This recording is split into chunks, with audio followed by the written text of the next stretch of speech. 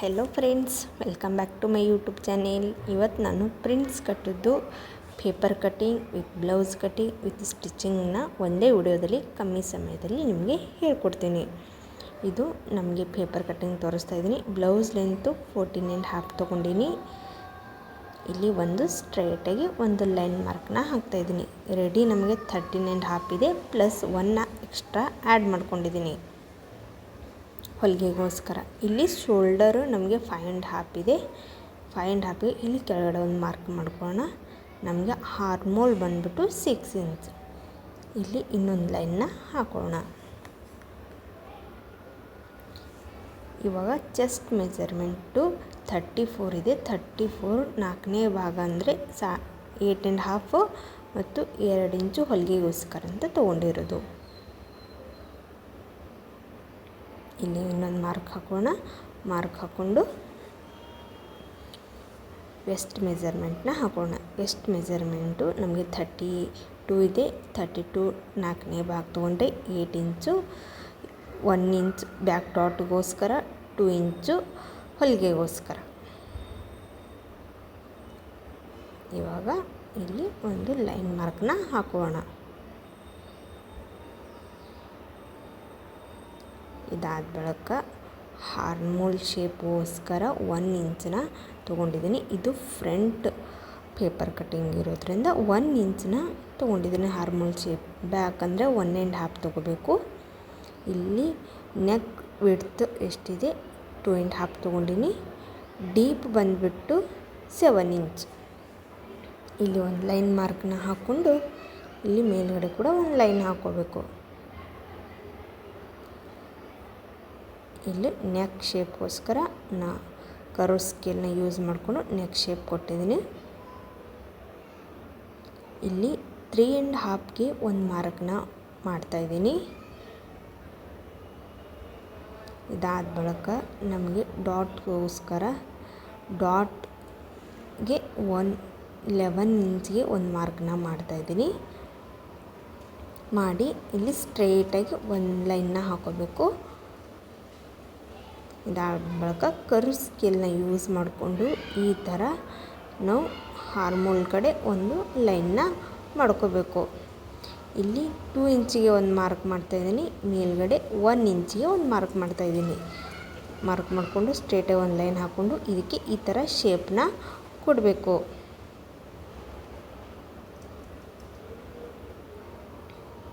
ಇಲ್ಲಿ ಮೇಲ್ಗಡೆ ಈ ಥರ ಲೈನ್ ಹಾಕ್ಕೊಂಡು ಈ ಥರ ನಾವು ಕಟ್ನ ಮಾಡ್ಕೋಬೇಕು. ಇಲ್ಲಿ ಈ ಥರ ಮಾಡಿಕೊಂಡ್ರೆ ನಮಗೆ ಹಾರ್ಮೋಲ್ನಲ್ಲಿ ಯಾವುದೇ ರಿಂಕಲ್ಸ್ ಅನ್ನೋದು ಬರೋದಿಲ್ಲ. ಇಲ್ಲಿ 2 ಇಂಚಷ್ಟು ಎಕ್ಸ್ಟ್ರಾ ಅಲ್ಲಿ ತೊಗೊಂಡಿದ್ದೀನಿ ನಾನು. ಇಲ್ಲಿ ಮೇಲ್ಗಡೆ 1/2 ಇಂಚಷ್ಟು ಎಕ್ಸ್ಟ್ರಾ ತೊಗೊಂಡಿದ್ದೀನಿ. ತಗೊಂಡು ಇಲ್ಲಿ ಒಂದು ಲೈನ ಹಾಕೋಣ. ಇದಾಯಿತು. ಇವಾಗ ನಾವು ಇದನ್ನು ಕಟ್ ಮಾಡೋಣ.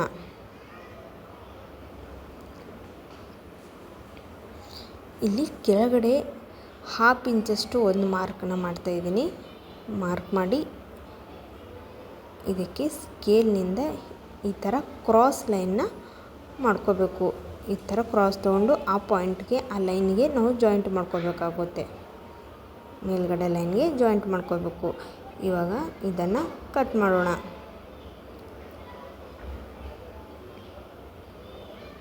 ನಮಗೆ ಬ್ಲೌಸ್ ಪೀಸ್ ಕಡಿಮೆ ಇತ್ತು, ಲೈನಿಂಗ್ ಕ್ಲಾತ್ ಕಡಿಮೆ ಇತ್ತಂದರೆ ಈ ಥರ ಪೇಪರ್ ಕಟ್ಟಿಂಗ್ನ ಮಾಡಿಕೊಂಡು ನೀವು ಅಡ್ಜಸ್ಟ್ನ ಮಾಡಿಕೊಂಡು ಲೈನಿಂಗ್ ಕ್ಲಾತ್ನ ಕಟ್ ಮಾಡ್ಬೋದು. ನಾನು ಕೂಡ ಲೈನಿಂಗ್ ಕ್ಲಾತ್ ಕಡಿಮೆ ಇದೆ, ಅದಕ್ಕೋಸ್ಕರ ನಾನು ಪೇಪರ್ ಕಟ್ಟಿಂಗ್ನ ಮಾಡಿಕೊಂಡು ಲೈನಿಂಗ್ ಕ್ಲಾತ್ ಮೇಲೆ ಅಡ್ಜಸ್ಟ್ ಮಾಡಿಕೊಂಡು ಕಟ್ ಮಾಡ್ಕೊತೀನಿ.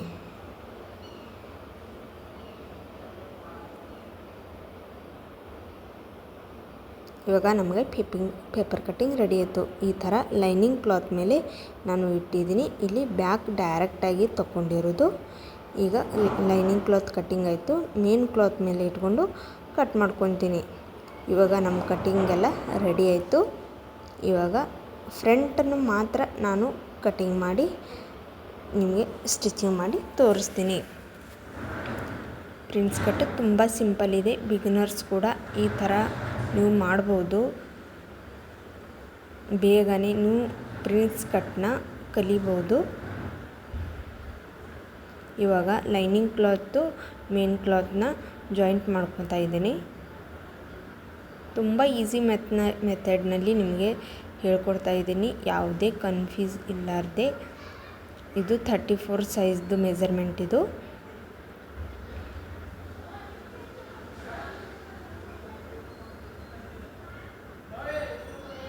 ಇವಾಗ ಜಾಯಿಂಟ್ ಮಾಡಿಕೊಂಡು ಎಕ್ಸ್ಟ್ರಾ ಬಟ್ಟೆ ಏನಿದೆಯಲ್ಲ ಅದನ್ನು ಕಟ್ ಮಾಡಿ ತೆಗಿತಾ ಇದ್ದೀನಿ.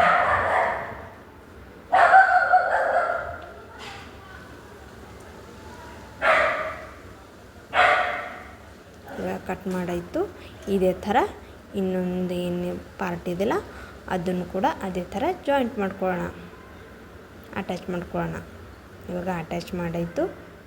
ಇನ್ನೊಂದು ಭಾಗದ್ದು ನಮ್ಮದೇ ಫ್ರಂಟ್ದು ಇನ್ನೊಂದು ಭಾಗನೂ ಅದೇ ಥರ ಲೈನಿಂಗ್ ಕ್ಲಾತು ಮೇನ್ ಕ್ಲಾತು ಎರಡೂ ಜಾಯಿಂಟ್ ಮಾಡ್ಕೊಳ್ಳೋಣ.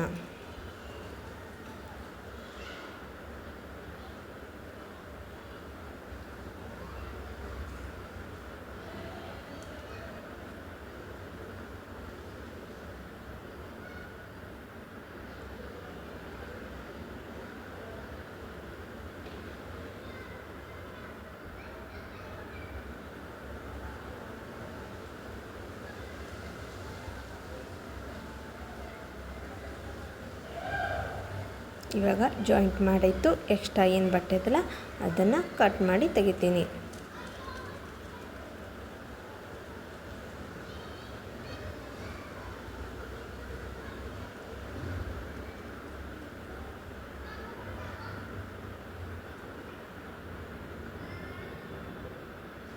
ಇವಾಗ ಇದು ರೆಡಿ ಆಯಿತು.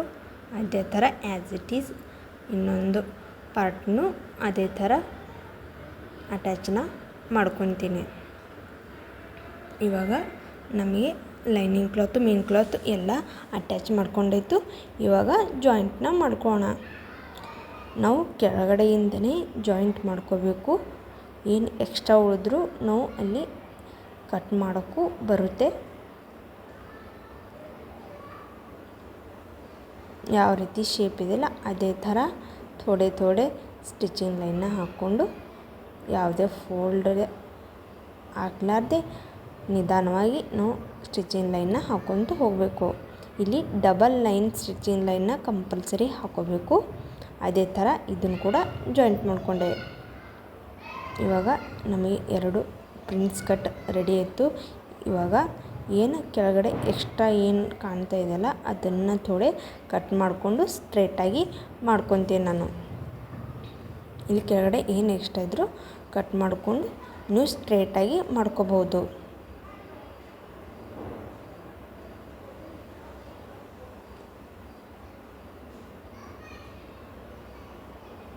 ಅದನ್ನು ಕಟ್ ಮಾಡಾಯಿತು. ಇಲ್ಲಿ ಕೆಳಗಡೆ ನಾನು ಒಂದು ಪಟ್ಟಿನ ಅಟ್ಯಾಚ್ ಮಾಡ್ತಾಯಿದ್ದೀನಿ.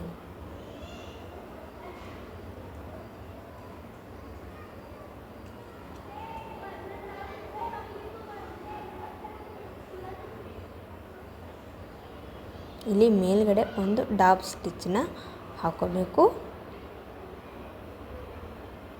ಇದಾದ ಬಳಿಕ ಇಲ್ಲಿ ಏನು ಎಕ್ಸ್ಟ್ರಾ ಇದೆಯಲ್ಲ ಅದನ್ನು ಥೋಡೆ ಕಟ್ ಮಾಡ್ತಾಯಿದ್ದೀನಿ. ಕಟ್ ಮಾಡಿಕೊಂಡು ಈ ಥರ ಫೋಲ್ಡ್ನ ಮಾಡಿಕೊಂಡು ಒಳಗಡೆ ಈ ಥರ ನಾವು ಮಡಚಬೇಕು. ಮಡಚ್ಕೊಂಡು ಇಲ್ಲಿ ಮೇಲ್ಗಡೆ ಒಂದು ಸ್ಟಿಚಿಂಗ್ ಲೈನ್ ಹಾಕ್ಕೊಂಡ್ರೆ ನಮಗಿದು ರೆಡಿ ಆಗುತ್ತೆ.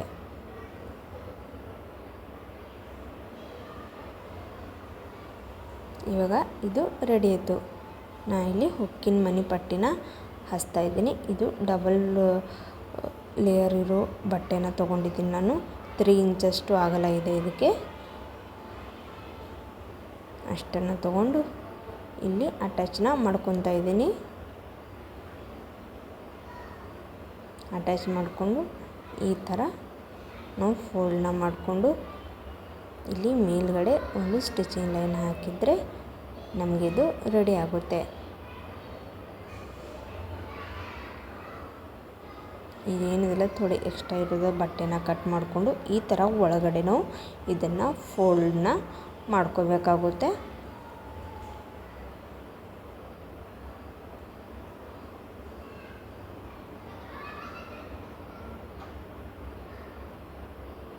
ಇಲ್ಲಿ ಮೇಲುಗಡೆ ಏನಿದೆ ಇದನ್ನು ಥೋಡ ಎಕ್ಸ್ಟ್ರಾ ಇದ್ದದ್ದು ಕಟ್ ಮಾಡ್ಕೊಂಡೆ. ಇವಾಗ ನಮಗೆ ಇದು ರೆಡಿ ಆಯಿತು. ಇನ್ನೊಂದು ಭಾಗನೂ ಅದೇ ಥರ ಆ್ಯಸ್ ಇಟ್ ಈಸ್ ರೆಡಿ ಮಾಡ್ಕೊತೀನಿ. ಇವಾಗ ನಮಗೆ ರೆಡಿಯಾಗಿದೆ ನೋಡಿ ಪ್ರಿನ್ಸ್ ಕಟ್. ತುಂಬ ಈಸಿ ಮೆಥಡ್ನಲ್ಲಿದೆ. ಬಿಗಿನರ್ಸ್ ಕೂಡ ಇದನ್ನು ಕಲಿಬೋದು. ಮತ್ತು ನೆಕ್ಸ್ಟ್ ವಿಡಿಯೋದಲ್ಲಿ ಸಿಗ್ತೀನಿ. ಟೇಕ್ ಕೇರ್, ಬಾಯ್ ಬಾಯ್.